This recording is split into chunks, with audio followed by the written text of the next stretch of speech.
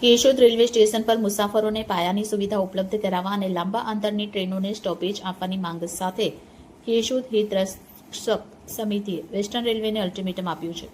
અગાઉ અનેક રજૂઆતો છતાં કોઈ હકારાત્મક કાર્યવાહી ન થતાં સમિતિએ ગાંધી ચિંધ્યા માર્ગે તબક્કાવાર આંદોલનની જાહેરાત કરી છે.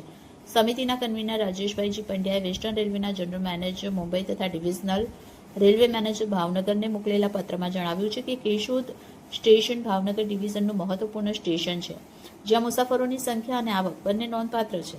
વડાપ્રધાન નરેન્દ્ર મોદીના હસ્તે ₹24.43 કરોડના ખર્ચે સ્ટેશનના આધુનિકીકરણનું કામ પૂર્ણતાના આરે છે. કેશોદ ઉપરાંત માંગરોળ, મેંદરડા, વંથલી સહિતના વિસ્તારોના હજારો મુસાફરો માટે આ મુખ્ય રેલવે સ્ટેશન છે. નજીકમાં આવેલા સાસણગીર અભયારણ્ય અને કેશોદમાં નિર્માણાધીન આંતરરાષ્ટ્રીય એરપોર્ટને કારણે ભવિષ્યમાં મુસાફરોની સંખ્યામાં વધુ વધારો થવાની શક્યતા છે.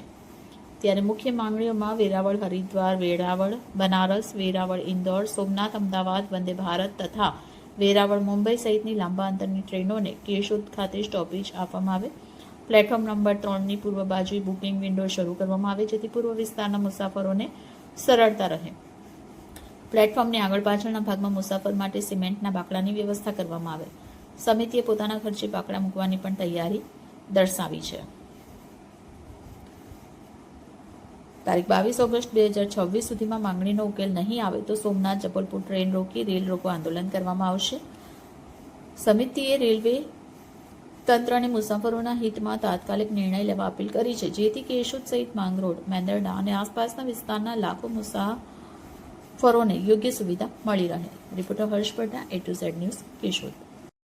કેશોદ હિતરક્ષક સમિતિના કન્વીનર રાજુભાઈ પંડ્યા કેશોદ શહેરની અંદર લાંબા અંતરની ટ્રેનોને સ્ટોપેજ આપવા માટે તેમજ પૂર્વ તરફ બુકિંગ વિન્ડો શરૂ કરવા માટે અને પ્લેટફોર્મ નંબર 1 અને 2 નંબરની અંદર આગળના અને પાછળના ભાગે જે લોકલ ડબ્બા આવે છે ત્યાં બેસવા માટેના બેન્ચીસ મૂકવા માટેની અમે રેલવે તંત્રને લેખિતમાં માગણી કરેલી હતી. ત્યારે 10 દિવસને બદલે આજે 15 દિવસ થયા છતાં રેલવે તંત્ર દ્વારા કોઈ પણ જાતનું લેખિતમાં હકારાત્મક અભિગમ અપનાવી અને પ્રત્યુત્તર આપવામાં ન આવતા આજરોજ અમે જાહેર કરીએ છીએ કે તારીખ 17 તારીખથી કેશોદ રેલવે સ્ટેશન પાસે અમે ભૂખ હડતાલ પર અચોક્કસ મુદતની શરૂ કરીશું અને અમારી સાથે ટેકામાં કેશોદ, માંગરોળ અને મેંદરડાના વિવિધ વેપારી સંગઠનો અને સામાજિક સંગઠનો છે એ પ્રતિક ઉપવાસમાં જોડાશે.